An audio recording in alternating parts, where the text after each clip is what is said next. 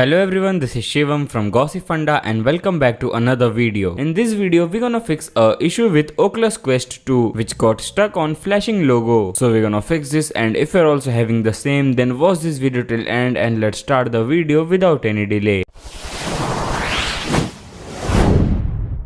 In order to fix this, you have to restart your Quest 2 device, and for that press and hold power button until you see power off screen. Select restart and it's done. If this method is not working, then press and hold power button for 10 seconds, wait for 30 seconds and press and hold power button again to turn on the headset. If this is also not working, then you have to reset your device, and for that press and hold power button and volume down button together. Once the boot screen appears, use volume button and select factory reset option and press power button. Again select yes and press power button. The process of factory reset will start. So these were the ways to fix this issue. Hope this helps. Make sure to like, share and subscribe.